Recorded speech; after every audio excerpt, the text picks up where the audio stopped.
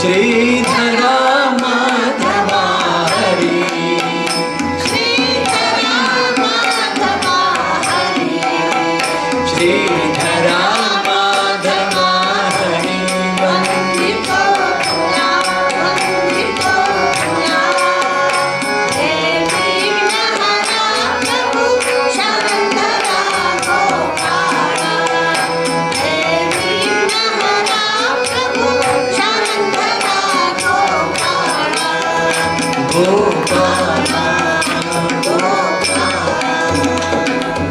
सद्गुरुनाथ भक्तराज महाराज की जय। हरि ओम सद्गुरुनाथ रामानंद महाराज की जय। हरि ओम तत्सत।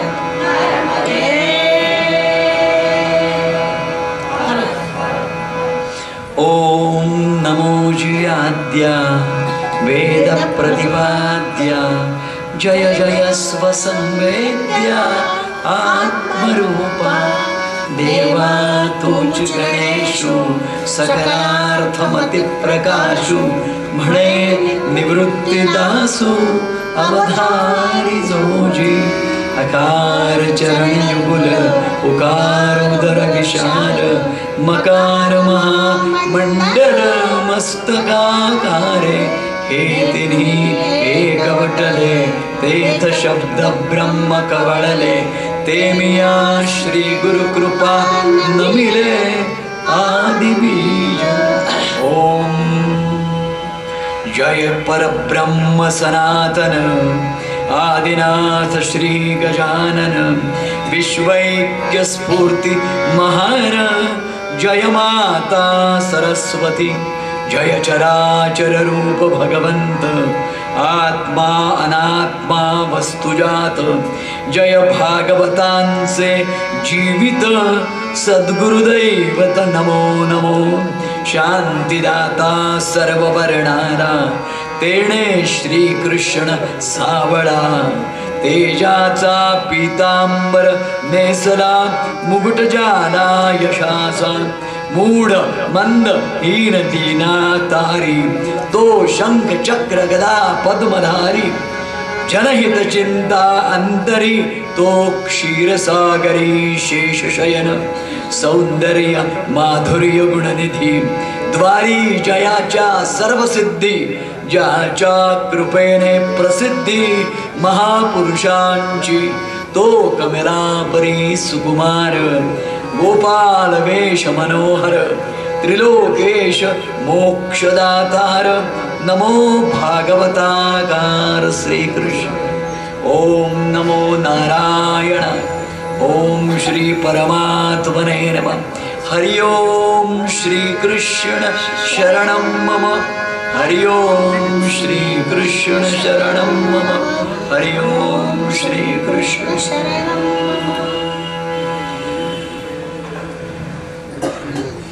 त्रिकालवंदनीय सद्गुरुनाथांच्या चरणकमलावरती शिरसाष्टांग प्रणिपात करतो। सद्गुरु रामानंदांच्या चरणकमली मी शिरसाष्टांग प्रणिपात करतो। तीर्थरूप अक्काच्या चरणी मी शिरसाष्टांग प्रणिपात करतो। या पुण्यनगरी अहिल्यानगरीच्या आसमंतातल्या सगळ्या देवदेवतांना मी प्रणिपात करतो। माझ्या हृदयाच्या गाभाऱ्यातले सद्गुरू अण्णा सद्गुरुदाना या सर्व सद्गुरुमूर्तींना मी आवाहन करतो, नमन करतो। माझ्या समोर बसलेल्या माझ्या वैष्णव बंधू भगिनींना मी शिरसाष्टांग प्रणिपात करतो आणि श्रीमद गजाननांच्या कृपेने सद्गुरु भक्तराज माऊलीच्या पूर्ण कृपेने श्रीमद भागवताकार असलेल्या श्रीकृष्ण प्रभूंच्या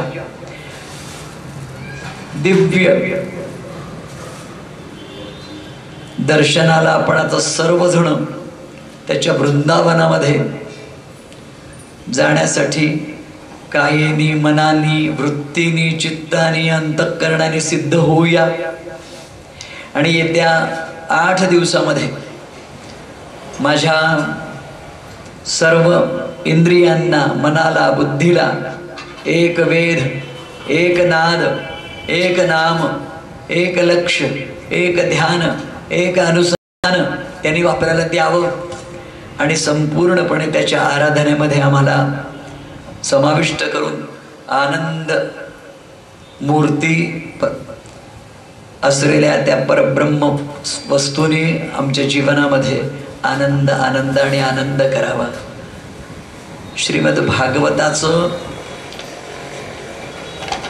पुण्य पवित्र ह्या पुरुषोत्तम मासामध्ये, जो पुरुषोत्तम मास हा दर 3 वर्षांनी आपल्या इथे येत असतो. भारतीय कालगणनेची अशी एक रीत आहे की चैत्रापासून फाल्गुनापर्यंतच्या या 12 मासांमध्ये तिथी क्षय, तिथी लोप किंवा तिथी वृद्धी या सगळ्यांच्या एका संतुलन पद्धतीनं सौरमान आणि चांद्रमानाने जी कालगणना होते त्याच्यामधला भेद मिटवण्याच्या दृष्टीनं दर 3 वर्षांनी 33 दिवसांचा फरक पडतो. तो 33 दिवसांचा फरक भरून काढण्यासाठी हा पुरुषोत्तम मास किंवा अधिक मास आपल्या इथे उपयोजिला आहे. आणि या अधिक मासाला भगवंतानी पुरुषोत्तम मास असं नामकरण करून त्याला पूर्ण आशीर्वाद दिलेला आहे.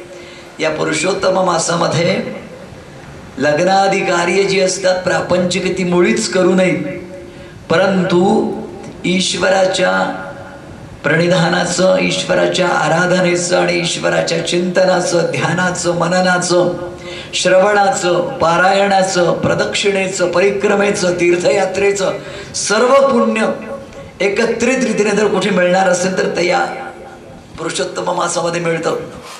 त्यामुळे संपूर्ण भारतवर्षामध्ये जिथे जिथे म्हणून वंदनीय अशा प्रकारची तीर्थ आहेत, क्षेत्र आहेत, पुण्य क्षेत्र आहेत, तपोनिधींनी तप केलेली क्षेत्र आहेत, या सगळ्या ठिकाणी अखंड अर्चना, आराधना आणि उपासना घडत असते. या अर्चना आराधनेमध्ये इतर वेळेला ज्या आपण इतर गेल्या 2 वर्षात 3 वर्षात वेगवेगळ्या प्रयोजनांनी केलेल्या उपासना असतात त्याच्यापेक्षा शतगुणित फळ आपल्या आजच्या उपासनेचं असतं. या पुरुषोत्तम मासामध्ये पुरुषोत्तमाचं सर्वोत्कृष्ट सर्वश्रेष्ठ शिरोधार्य मानावं अशा प्रकारचं श्रीमद भागवत यांचं आराधन, वाचन, श्रवण, मनन, अनुसंधान, त्याची सेवा ही परमोच्च सेवा सांगितलेली आहे. आणि आपल्याला असं लक्षात येईल की ज्या ज्या अगदी नगर असो, महानगर असो, अगदी उत्तर काशीपासून तर शंकराचार्यांच्या कालडीपर्यंत किंवा द्वारकानाथाच्या द्वारकेपासून तर जगन्नाथपुरीपर्यंत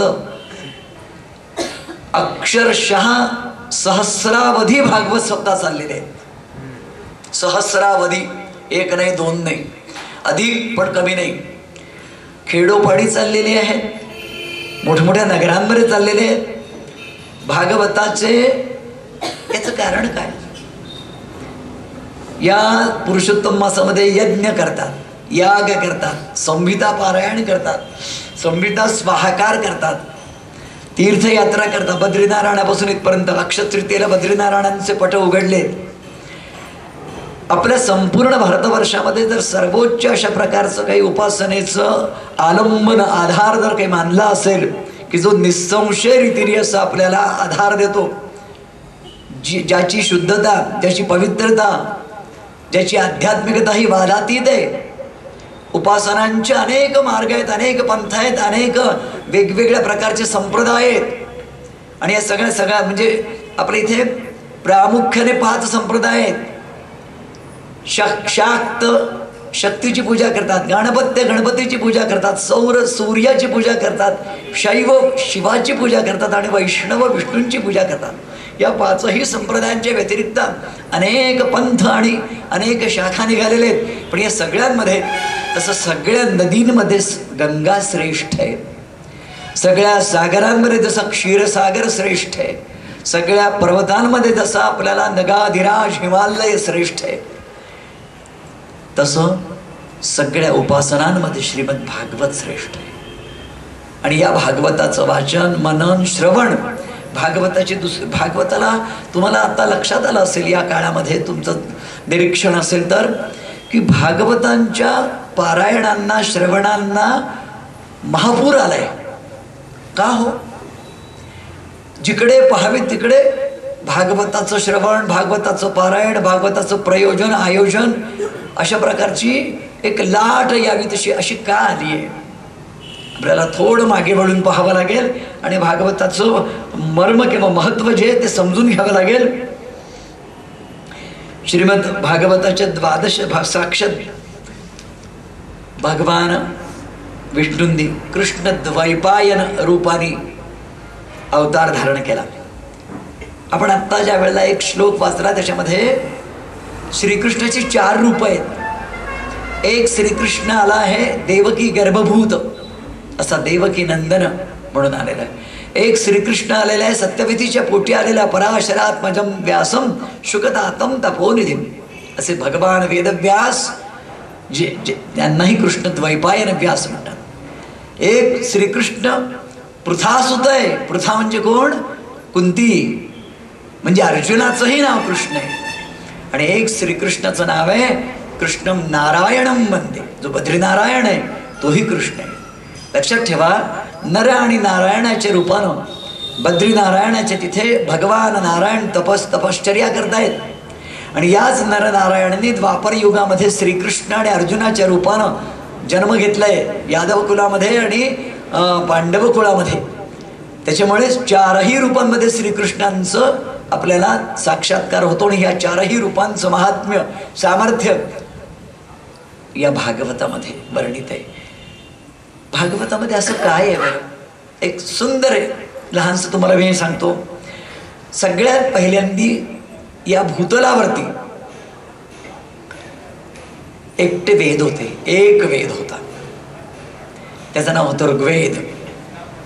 या वेदांचे 4 विभाग वेदव्यासांनी केले. वेदव्यासांची 3 नावं आहेत. वेदव्यास हे नाव त्यांना का पडलं? कारण वेदांचे 4 विभाग त्यांनी केले.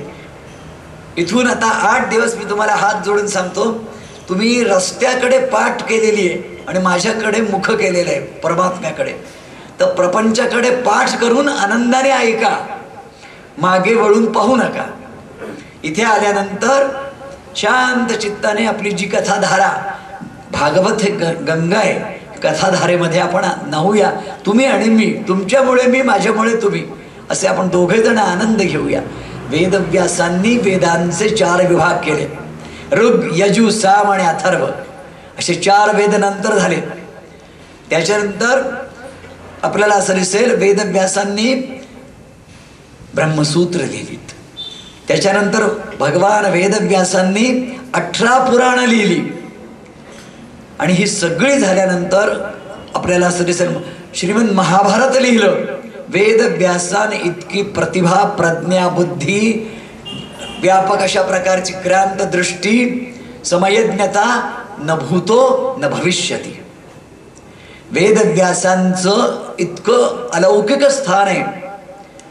प्रज्वालितो ज्ञानमय प्रदीप असं त्याने म्हटलेलं आहे. ज्यांनी या भारतवर्षामध्ये ज्ञानाचा प्रदीप जो प्रदीप्त केला लावलाय, तो आजता गायत त्याच्या उजेडामध्ये आपण वाट चालतो. आजता गायत व्यासांनी सांगितलेल्या पेक्षा वेगळं आणि स्वतंत्र असं काहीही आजपर्यंत कोणीही सांगू शकलं नाही. जे जे व्यासांनी सांगितलं त्याच्यातनं आपण वेचलो आणि समजून घ्यायचा प्रयत्न केला आणि जगलो. म्हणून व्यासोच्छिष्टम जगत्त्रयम, ह्या त्रैलोक्यामध्ये जे जे काही ज्ञान आहे ते व्यासांचं उष्ट आहे. व्यासांनी अगोदर सांगितलंय तेच. आम्ही कोण आहे? मी इथे बसलेला कोण आहे? मी सूत आहे, सूतपुत्र आहे, सूत आहे मी. ही परंपरा आहे. आपल्या इथल्या पुराणांची एक शैली आहे. आपल्या इथल्या पुराणांची शैली अशी आहे, तुम्ही जर अनेकदा बघितलं असेल तर शिव पार्वतीला सांगतायत अशा प्रकारची एक संवादातून ज्ञानाचं प्रसरवण, ज्ञान असं परंपरेने चाललेलं आहे. आपल्या इथे मौखिक परंपरेला अधिक महत्त्व आहे. लेखन परंपरेपेक्षा संपूर्ण वेदाध्ययन हे मौखिक परंपरेने झालंय.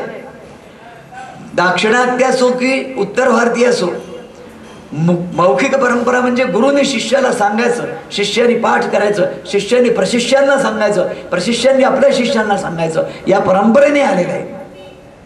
आणि त्याच्यातला स्वर स्वच्छ आणि शुद्ध राहील. या परंपरेने वेदव्यासांपासून वेदव्यासांनी जे 4 वेद केले, ते 4ही वेदांचे आचार्य केले आणि त्या आचार्यांचे शिष्य परंपरा निर्माण झाली वेगवेगळ्यांची. सुमंतू आहे, वैशंपायन आहे, पैल आहे, असे मोठमोठे ऋषी झाले, त्यांनी ते केले. आपले सगळे हे गोत्र जे आज आपण यांची गोत्र लावतो, भारद्वाज आहे, अत्री आहे, जमदग्नी आहे, वसिष्ठ आहे, वाल्मिकी, व्यास हे गोत्र नाही आहे बरं, व्यास हे महाकवी आहेत. आपल्या इथले हे सप्तर्षी जे आहेत ब्रह्मदेवाचे, ते आपले गोत्र जे. तात्पर्य हे वेदव्यासाने हे सगळं केलं.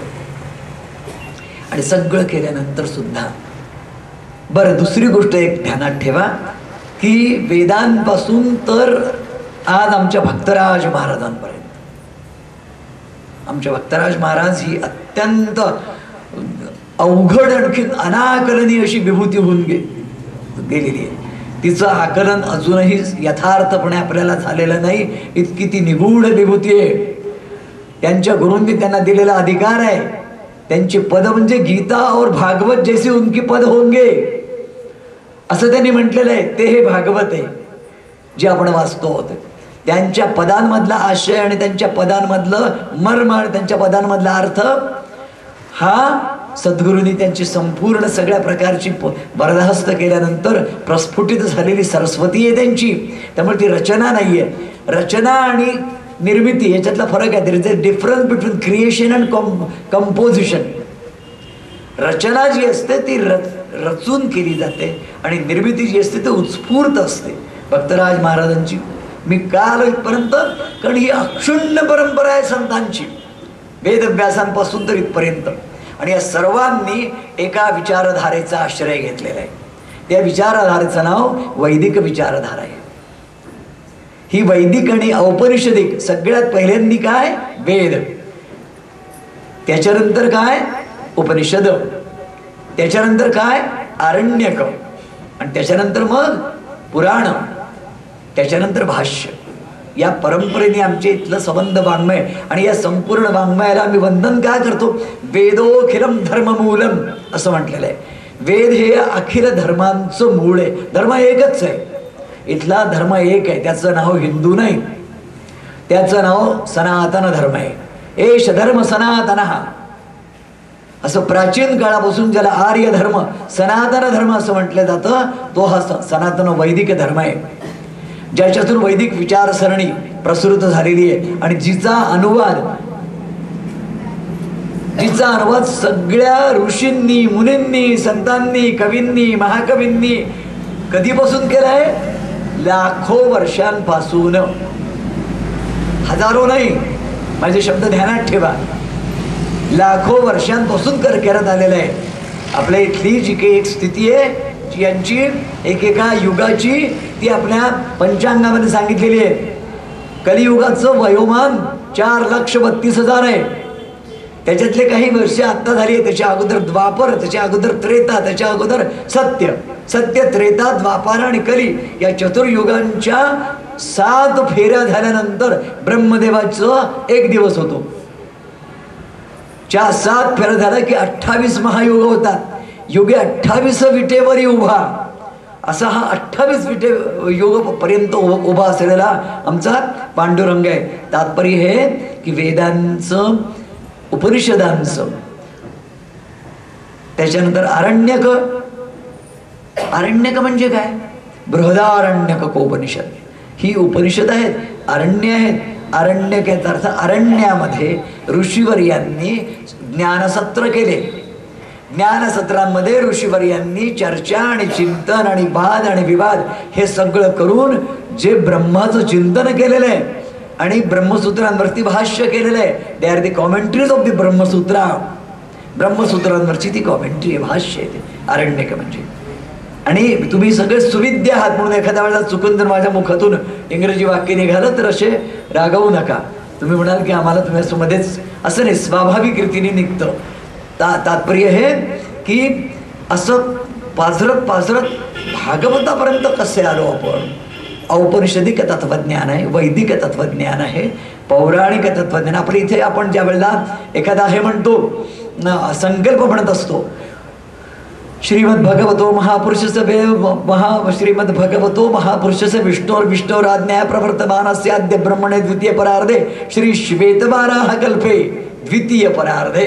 2 परार्ध आयुष्य ब्रह्मदेवाचं. द्वितीय परार्धे श्वेतवाराह नावाचा कल्प आहे. श्वेतवाराह कल्पे अस्मिन् वर्तमाने सहस्रजित नाम संवत्सरे. सहस्रजित नामाचा आपला संवत्सर आहे. पुण्योत्तम मासे पुरुषोत्तम मासे अस्मिन दिवसे असं करत करत आपण येतो आणि त्याच्यामध्ये आपण आपलं श्रुती स्मृती पुराणोक्त असे शब्द वापरतो.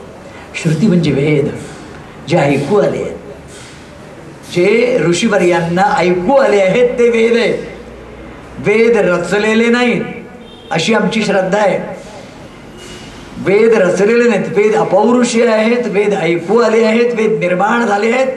आणि वेद जसं भक्तराज महाराजांचे असोत की वासुदेवानंद सरस्वतींचे असोत की तुकाराम महाराजांचे असोत की ज्ञानोबांचे असोत, त्यांना वाणी ऐकू आली आहे, रचना नाही केलेली त्यांनी. तुम्ही नीट रीतीने, मला आता 8 दिवसामध्ये तुमच्याशी मनमोकळेपणाने बाबांच्या संदर्भातच बोलायचं आहे. जेवढा ग्रंथ बाबांचा लिहिला आहे तेवढाच ग्रंथ अजून लिहिल असे बाबा आहेत. त्यामुळे आपल्याला बाबांचं जेवढी पैलूंचा अभ्यास करता येईल समजून घेण्यासाठी तेवढं आपण करूया. तात्पर्य हे की या याच्यामध्ये भाष्यांमध्ये किंवा नंतरच्या याच्यामध्ये श्रुती आणि स्मृती हे जे 2 शब्द आहेत ते या 2 शब्दांचा अर्थ समजून घ्या. श्रुती म्हणजे श्रवण केलेलं भगवंताचं अनाहत नादातून आलेलं, प्रणवातून आलेलं, दिव्य अशरीरिणी वाणीने दिलेलं दान ते श्रुती आहे. अशरीरिणी वाणी हे शब्द आपल्या लक्षात घ्या. महायोगी अरविंदांना तिहाड जेलमध्ये असताना कृष्णाचा साक्षात्कार झाला. त्याच्यानंतर 8 दिवस त्यांना स्वामी विवेकानंदांची अशरीरिणी वाणी ऐकू आली आणि त्यांना आपल्या जीवन कार्याच्या पुढल्या साखळीमध्ये जाण्यासाठी सांगितलं. अशरीरिणी वाणी असते. आपल्याला का बरं कळू शकत नाही? कारण आपण आपली प्रत्येक गोष्ट ही सगुण आणि साकाराच्या चौकटीत घडते म्हणून आपल्याला हे एकदम मनाला पटत नाही, पण या गोष्टी आहेत. तात्पर्य हे की या श्रुतींचं हे महत्त्व. स्मृती म्हणजे काय? स्मृती म्हणजे त्या काळातल्या मानव समूहाच्या कल्याणाकरता सामाजिक बुद्धीतून आणि आध्यात्मिक आणि धार्मिक बुद्धीतून ज्ञानवंत ऋषींनी निर्माण केलेले कायदे या स्मृती आहेत. उदाहरणार्थ राजर्षी मनूंच्या काळामध्ये शतरूपा आणि मनू हे पहिलं दाम्पत्य. यांच्या काळामध्ये राजर्षी मनूंनी त्यांच्या समोर असलेल्या मानव समूहाच्या सर्वोच्च कल्याणाच्या दृष्टीने ज्या ज्या आवश्यक म्हणून गोष्टी त्यांना असं यांनी कराव्यात असं वाटत होतं, त्यांची जी नियमावली, त्यांची जी पद्धत, त्यांचं जे शास्त्र त्यांनी निर्माण केलं त्या स्मृती आहेत. म्हणून त्यांचं नाव मनुस्मृती, याज्ञवल्क्य स्मृती, गार्ग्य स्मृती अशा वेगवेगळ्या यांच्या ऋषींच्या नावाने स्मृती प्रसिद्ध आहे.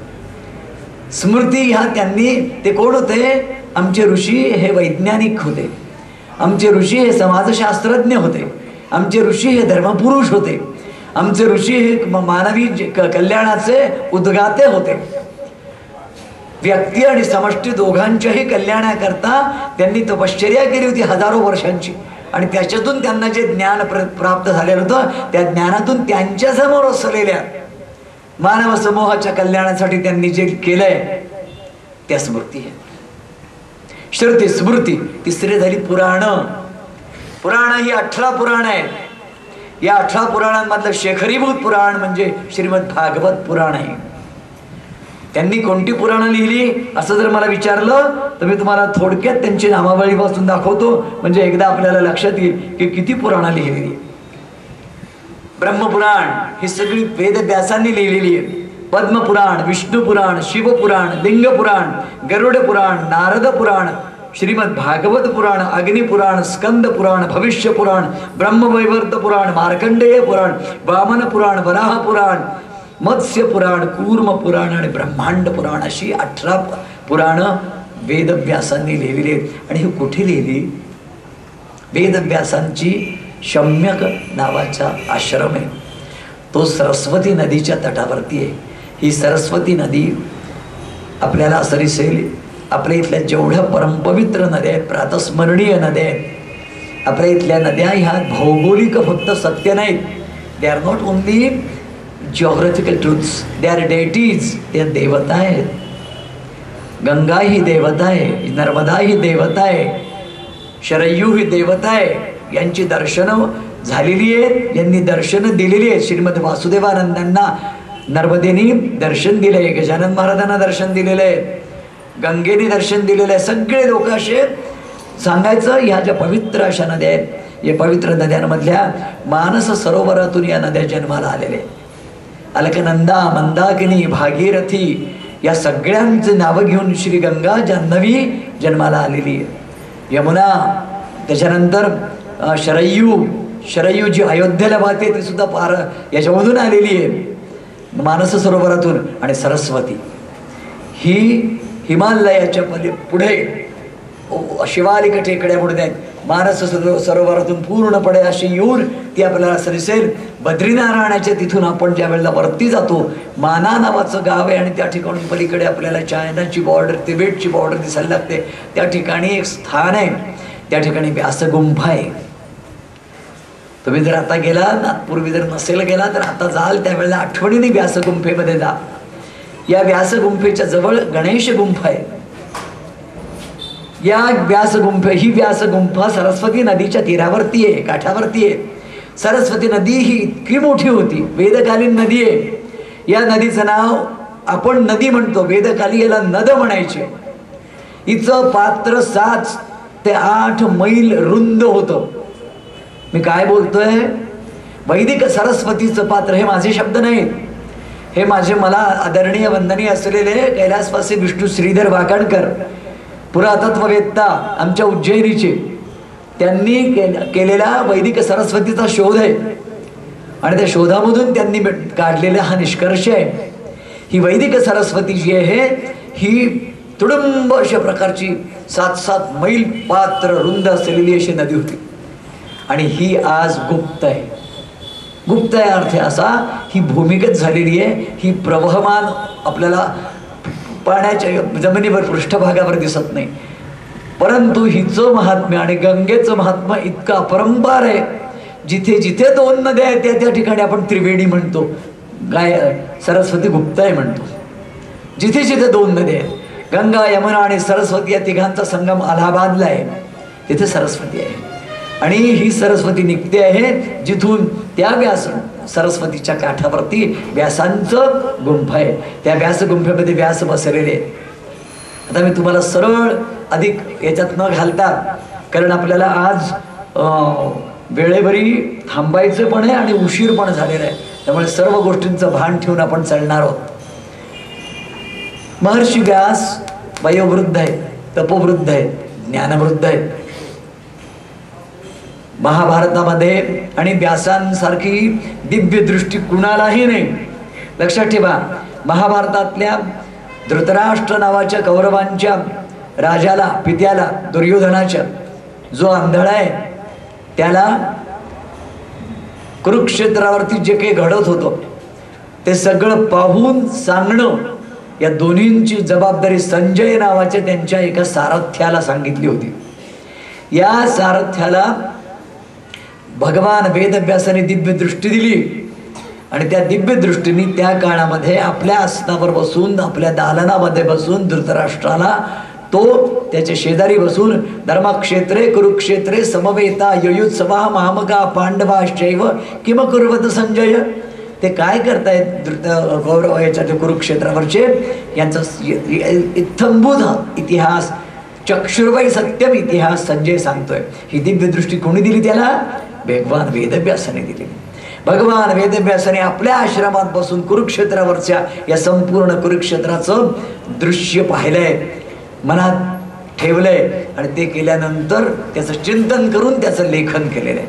महाभारत हा इतिहास आहे, हा जय नावाचा इतिहास आहे.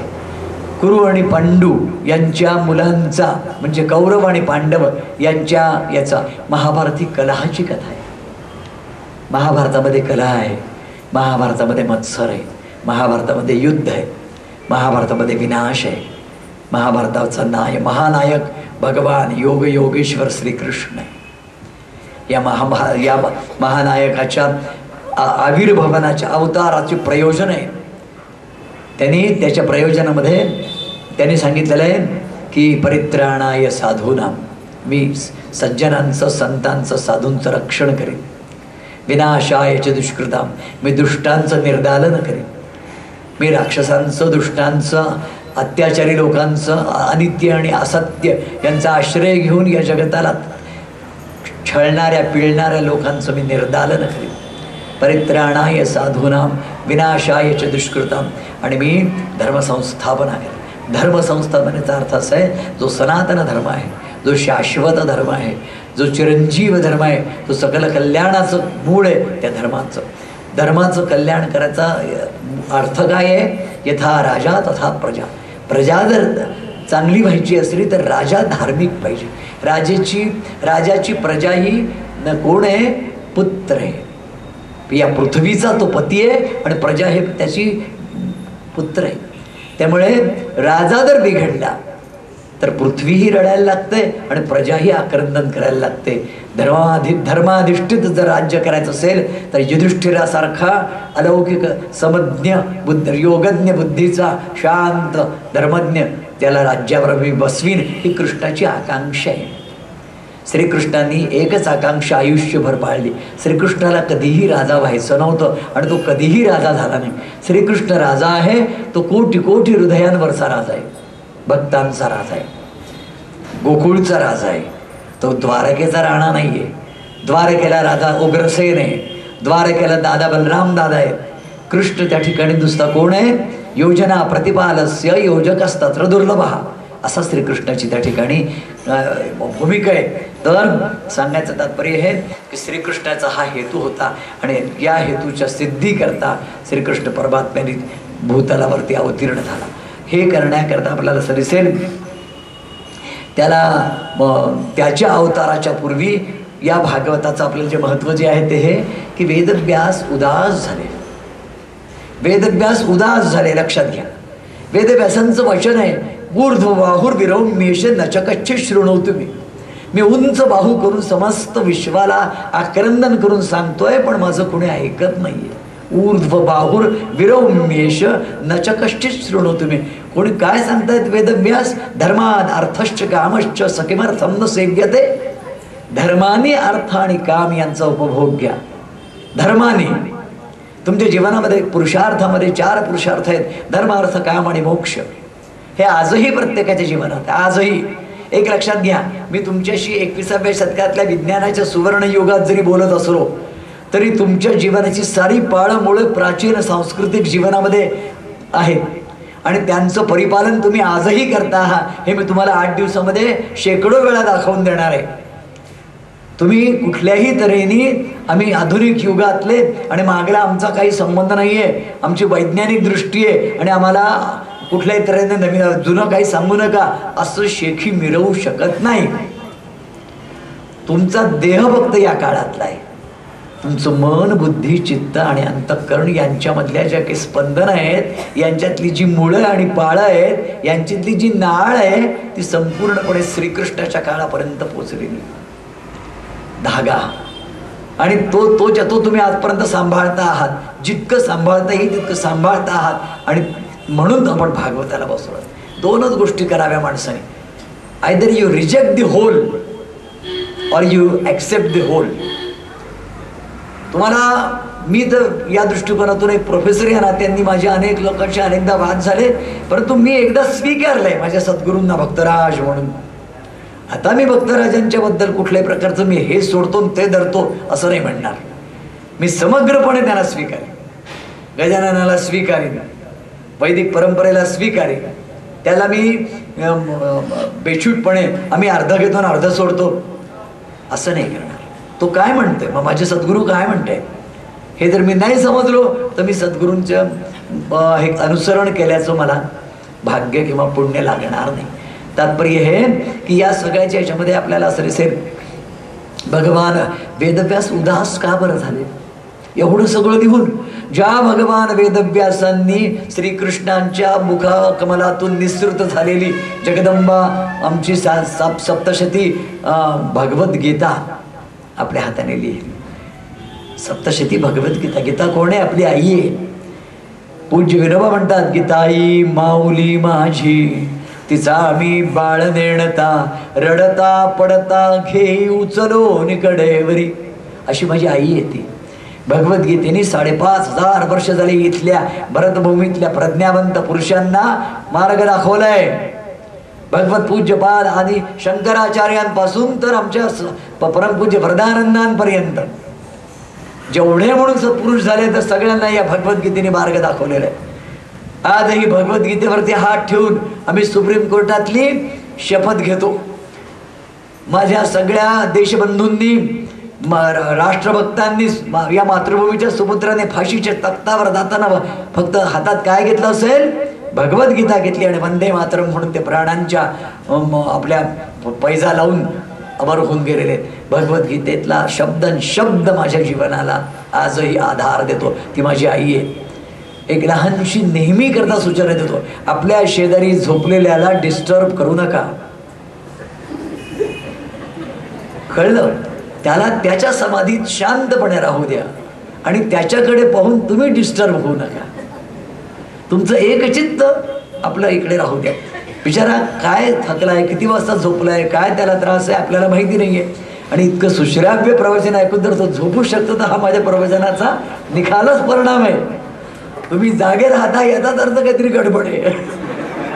समजलं? तर त्याच्यामुळे शेजारच्याला यत्किंचित डिस्टर्ब करू नका आणि आपलं अवधानही सोडू नका. मी हे सांगत होतो की ही जी भगवद्गीता आहे, या भगवद्गीतेसारखं अमौलिक तत्वज्ञान वेदव्यासांनी सांगितल्यानंतर सुद्धा वेदव्यासांच्या चित्ताला उदासीनता यावी. पण खिन्न झाले होते. त्यांना असं वाटलं की मला लक्षात घ्या, आपल्या जीवनामध्ये आता मी तुमच्याशी हितभुजासारखं बोलणार. लक्षात ठेवा, जे माझे भाऊ दूरदूरून आले आहेत, परगावहून आलेले आहेत आपल्या दादांच्या सांगण्यावरून, त्या सर्वांना मी तुम्हाला सांगतो की ही पर्वणी आहे. हे भागवत म्हणजे सगळं तीर्थांचा आगर आहे. इथे साक्षात सद्गुरुनाथ बसलेले, इथे साक्षात अवधूत चिंतन श्री गुरुदेव बसलेले आहेत आणि सर्व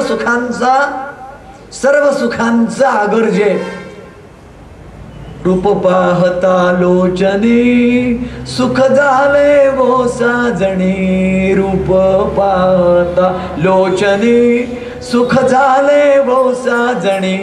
तो हा विठ्ठल बरवा, तो हा माधव बरवा, तो हा विठ्ठल बरवा, तो हा माधव बरवा. बहुता सुकृताची जोडी, बहुता सुकृताची जोडी, तेणे विठ्ठली आवडी, तेणे विठ्ठली आवडी, तेणे विठ्ठली आवडी. सर्व सुखाचे आगर बापर खुम देवीवर, सर्व सुखाचे आगर बापर खुमा देवीवर. माझा सर्व सुखाचा आगर, ज्याच्या पायी मस्तक ठेवल्यानंतर जगातील सर्व सुख मिळतात, असा हा परमात्मा श्रीकृष्ण आहे. याच्या घरी तुम्ही आला. आता इथे आनंदाशिवाय तुम्हाला दुसरं काही एक तो कसा आहे? तो आनंद आहे, तो स्वानंद आहे, तो ब्रह्मानंद आहे, तो सच्चिदानंद आहे. ज्याला आमचे भक्तराज महाराजांनी म्हटलेलं आहे व्याकुळपणे, कधी तू येशील रे स्वानंदा मजला करी घेणारे. कधी तू येशील रे यदुराणा मम जीवन विश्रामा. कधी तू येशील रे स्वानंदा. काय म्हटलंय? तू स्वानंद आहे, तुमचा निजानंद आहे, स्वानंद आहे, सच्चिदानंद आहे, ब्रह्मा तो इथे बसलेला आहे, त्याच्या इथे तुम्ही आलेला आहात, त्यामुळे तुम्ही आनंदाने राहा. या सगळ्या भगिनी या माझ्या माता आहेत, गोपिका आहेत, वैष्णव आहेत, हे सगळे भाऊ आहेत माझे, आणि आपण सगळेजण गोकुळात आहोत अशी धारणा करा. इथे येऊन प्रापंचिक गोष्टी करू नका. शपथ घ्या की मी या भवनात या दालनात आल्यानंतर प्रापंचिक गोष्टी करणार नाही. ओम नमो भगवते वासुदेवाय हा मंत्र आहे. हरिओम श्रीकृष्ण शरणम मम हा मंत्र आहे. त्याच्यानंतर आपला गुरुमंत्र आहे. असे आपल्या मंत्रांनी तुम्ही इथे शांततेने. व्यास उदास झाले आणि मग खिन्न झालेल्या व्यासांना असं वाटलं की इतकं लिहिलं मी, पण माझ्या चित्ताला शांती कशी नाही. आणि त्या ठिकाणी नारद आले. नारदांनी व्यासांना वंदन केलं आणि म्हणाले, अरे तुमच्या चित्ताला, त्यांनी सांगितलं की मुनिवरी माझ्या चित्ताला शांती नाही हो. आपल्याही चित्ताला शांती नसते, लक्षात ठेवा. आपण करतो, सगळं करतो, लग्न कार्य होतं, सगळ्यांची ये जा करतो, आगत स्वागत करतो, घेणं देणं करतो, आहेर करतो, तसं जो म्हणेल तसं करतो, काय वाटेल ते तरी काही लोकांच्या मर्जीचा पापड वाकडाच असतो. आणि जाताना ते गेल्यानंतर आपल्या चित्ताला शांती मिळण्यापेक्षा अनेकदा उद्वेग मिळतो. का बरं असं होतं?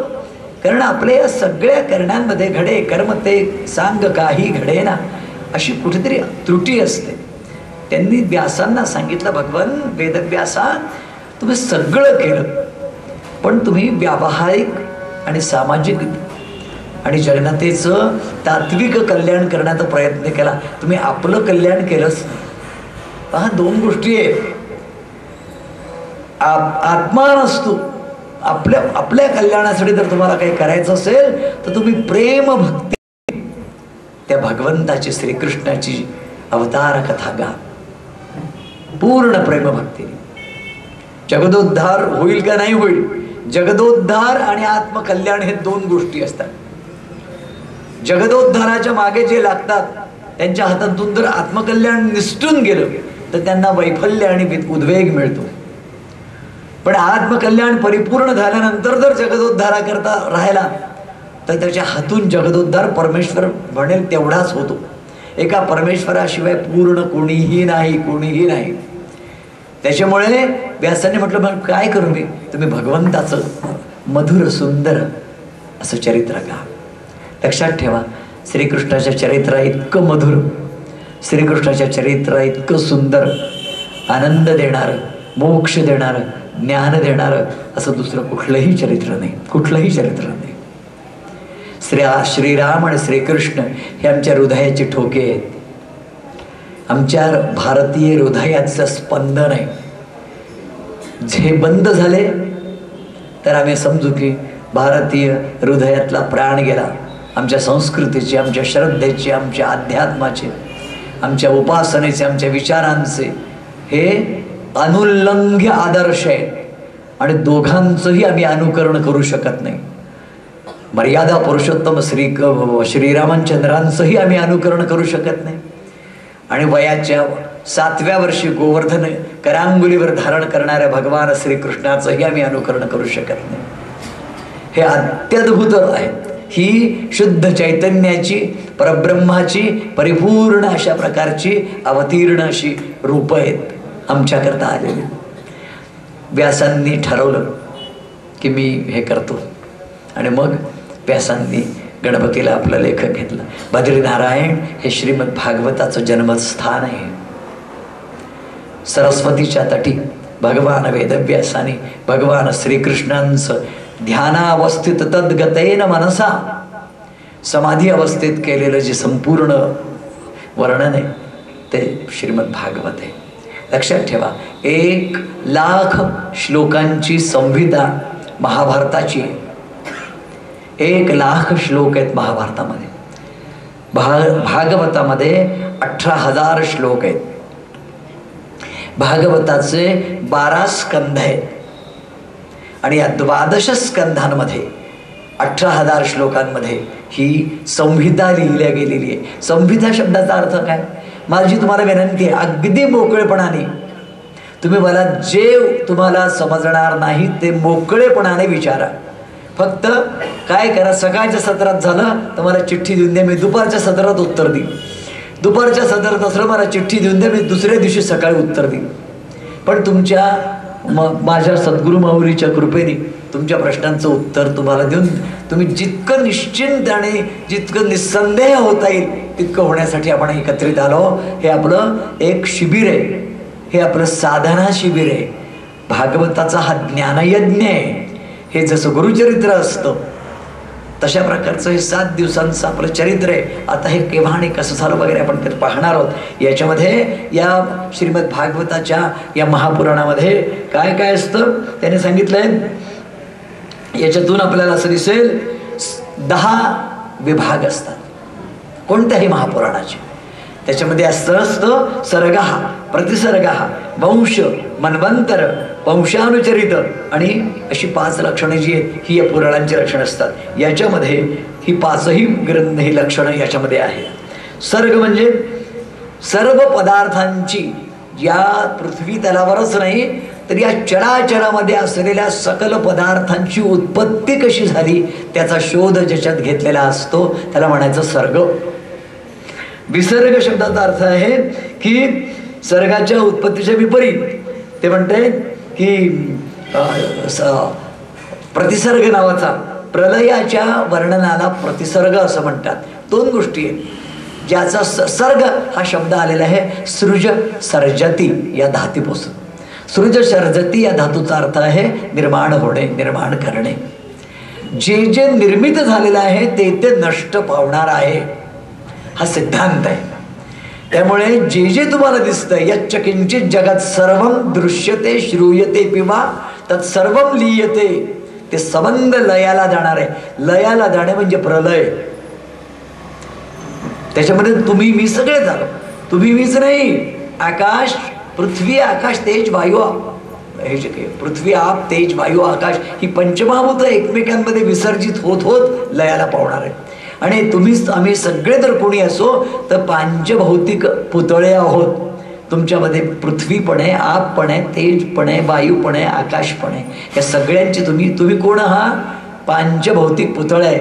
मग तुमच्यातलं असं कोणतं तत्व आहे की जे लयाला जाणार नाही? आत्मतत्व आहे. तुमच्यातलं बाकीचं सर्व लयाला जाणार आहे पण उरणार काय? आत्मतत्व उरणार आहे. आणि त्या आत्मतत्वाचा विसर होता. मिथ्येची जग हे सारे असं आमचे कोणी म्हटलेलं आहे? बाबांनी. कशात म्हटलं आहे? कोणत्या पदात? त्या याच्यामध्ये मिथ्येची जग हे सारे मग का भूलविसी, कधी तू येशील रे मध्ये म्हटलेलं आहे. हा तसंच बोलवी तो माझो नंदाचा नंदनामध्ये सुद्धा त्याने असं म्हटलेलं आहे, हे जग संबंध मिथ्ये आहे. याचा मला प्रत्यय दिल्यानंतर हा प्रत्यय देणे एवढ्याच करता त्यांचा अवतरण आहे बाबांचा. आपल्या प्रत्येक जीवाला इथलं अशाश्वत काय आहे आणि इथलं शाश्वत काय आहे हे सांगण्याकरता सद्गुरू येत असतात. तेवढ्याच करता येत असतात. बाकी तुमच्या त्यांच्यामध्ये ते संपूर्णपणे शाश्वताशी संलग्न असतात आणि तुम्ही संपूर्णपणे अशाश्वताशी संलग्न असता. तुम्ही संसाराशी संलग्न, प्रपंचाशी संलग्न, अशाश्वताशी संलग्न आणि ते शाश्वताशी संलग्न, चिरंजीवाशी संलग्न, आत्मतत्वाशी संलग्न. त्याच्यामुळे आपल्याला त्यांच्यात फ्रिक्वेन्सीतच फरक पडतो. ते काय बोलतात ते आपल्याला कळत नाही आणि आपण त्यांना 3-3दा आपलं सांगत असतो. त्यांच्या दृष्टिकोनातून आपल्या सांगण्याला महत्त्व नसतं. असं का होतं? आणि शेवटी ते नेतात, ते करतात कोणासारखं? आपल्याला आपणासारखे आपल्यासारखं करून सोडतात ते जीवाला. आमचे दासगणू महाराज एका ठिकाणी म्हणतात सद्गुरूंचं काय महत्व आहे? परब्रह्ममूर्ती सद्गुरु हाची एक जगती. परब्रह्ममूर्ती सद्गुरु हाची एक जगती. हरून जीवाचे जीवपण सारे शिवपण दे निज हाती. हरून जीवाचे जीवपण सारे शिवपण दे निज हाती. कृपा कटाक्षे त्रिताप वारुनी. कृपा कटाक्षे त्रितापवारुनी बटिक करवितो मुक्ती परब्रह्ममूर्ती सद्गुरु हाची एक जग. काय ताकद आहे त्याची. ते काय म्हणतात, हरून जीवाचे जीवपण सारे शिवपण दे निज हाती. त्याच्या हातात शिव, त्याच्यामध्ये त्याला शिवतुल्य करून शकतो. शिव भूत्वा शिवम यजे, आपल्यासारखं करू शकतो. आणि मुक्तीला त्याची बटीक बनवतो. मुक्तीच्या मागे तो नाही जात, मुक्ती त्याच्या मागे येते. मुक्ती आल्यानंतर तो निर्भयपणे सांगतो, न लगे मुक्ती धन संपदा संत संग देई सदा. आम्हाला नको मुक्ती, पहिलं सर म्हणतो तो. मुक्ती ते पहिलं सर म्हणे. आणि आपल्या स्वानंदामध्ये निजानंदामध्ये असतो. त्याला नामाचा आनंद मिळतो. नामांमध्ये जी धुंदी असते त्याचा आनंद मिळतो. नामातून समाधीकडे जातो. नामातून समाधीकडे नेणारे आमचे भक्तराज महाराज होते. योगातून समाधीकडे नेणारे लोक आहे. नामातून समाधीकडे बाबांनी आपल्याला नेल्या, लक्षात घ्या. आणि त्या याच्यामध्ये आपल्याला त्यांनी सांगितलेलं आहे, त्या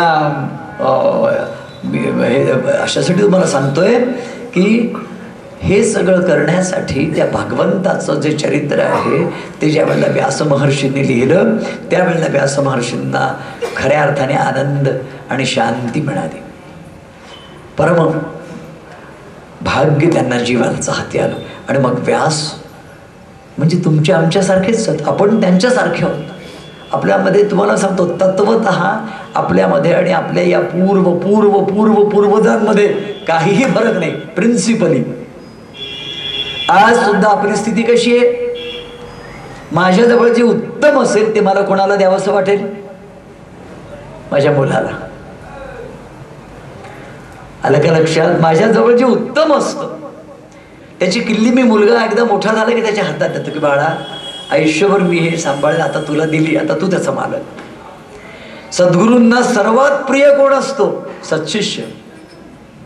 त्याच्याजवळ किल्ली देऊन टाकतो सगळी, बाळा मी आजपर्यंत सांभाळलं, आता तू वाट. आणि त्याचं कौतुक पाहतात, शिष्याचं कौतुक सद्गुरू पाहतात. अनंतानंदांनी अनंत कौतुक पाहिलंय भक्तराजांचं आणि रामानंदांचं, की ते कसे वाटतायत आनंदाचा प्रसाद.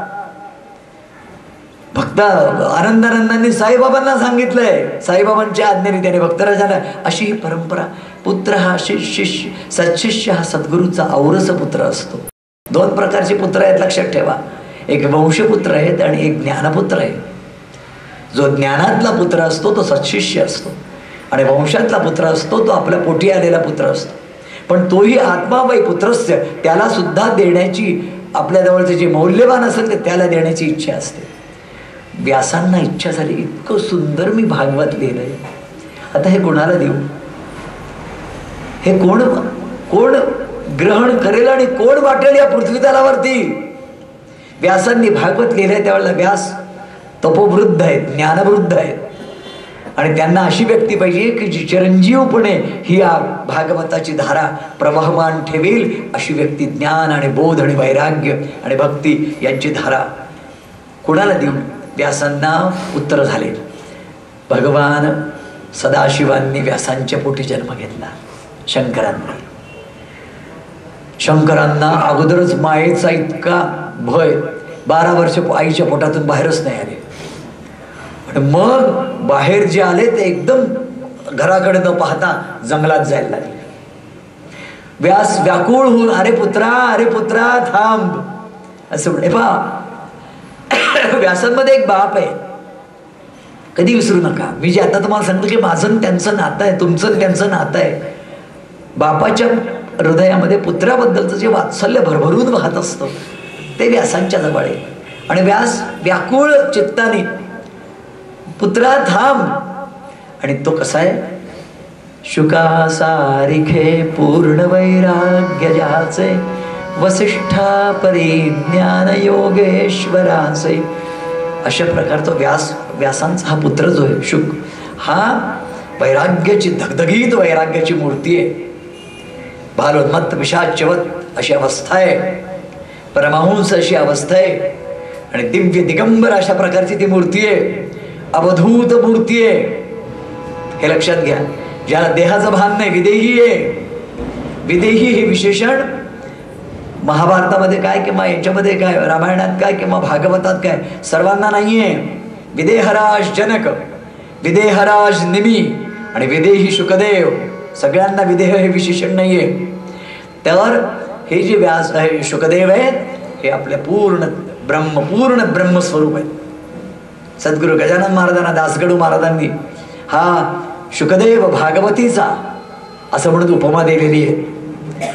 ते पुढे चाललेले आणि जाता जाता मध्ये एक सरोवर आहे. ते दिव्य सरोवर आहे. या सरोवरामध्ये देवांगना स्नान करतायत, देवांगना आणि अप्सरा. तर 24 वर्षाचा तरणा बाण अजानुबाहू दिव्य भाल प्रदेश असलेला आणि मुक्त स्कंद अशा प्रकारचा हा जो व्यासपुत्र आहे हा तिथून चाललाय. त्यांना त्याचं भय सुद्धा वाटलं नाही. त्यांना त्या व्यासपुत्राचं दखल देखील घ्यावीशी वाटली नाही कोणाला, त्या स्नान करणाऱ्या देवस्त्रियांना आणि अप्सरांना. आणि त्याच्यानंतर त्याच्या मागून अरे पुत्रा करून व्यास जात होते. व्यास हे वस्तुतः कसे आहेत, तपोवृद्ध ज्ञानवृद्ध. आणि त्या देवस्त्रियांनी आपली अंग पाण्यात बुडवली आणि फक्त आपली मुख फक्त वर ठेवली पाण्याच्या. व्यास थांबले. ते म्हणाले, अगं पोरींनो, व्यासांच्या तर नाती आहेत, पोरी आहेत. अगं पोरींनो, माझा तरणा बाण पोरगा इथून गेला तर तुम्ही मुक्तपणाने अंघोळ स्नान केली आणि मी त्याचा तुमचा आजोबांसारखा असलेला मी चाललोय तर तुम्ही आपली अंग लपवलीत. आणि ते म्हणाले, क्षमा करा, तुमचा तरणा पुत्र आहे ना तो ब्रह्मदृष्टी झालाय आणि तुमची अजून ब्रह्मदृष्टी झालेली नाही.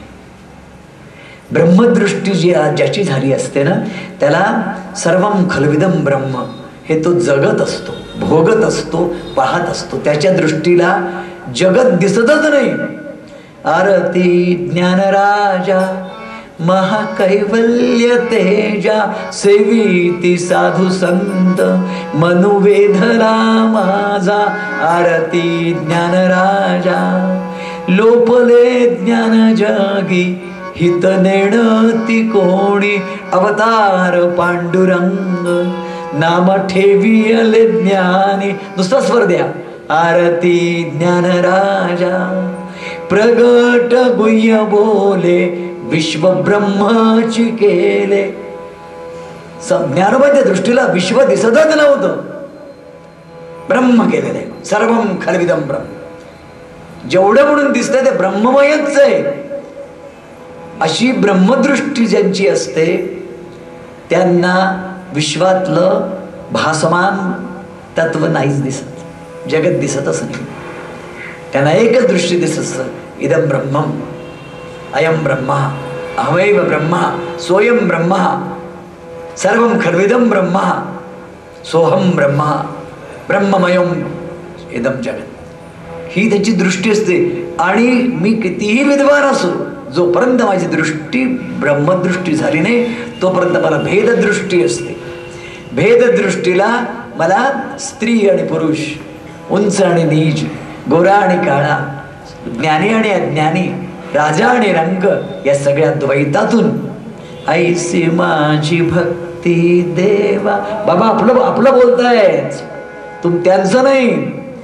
द्वैत नांदे सदा चित्ती ऐसी माझी भक्ती देवा, ऐसी माझी भक्ती देवा.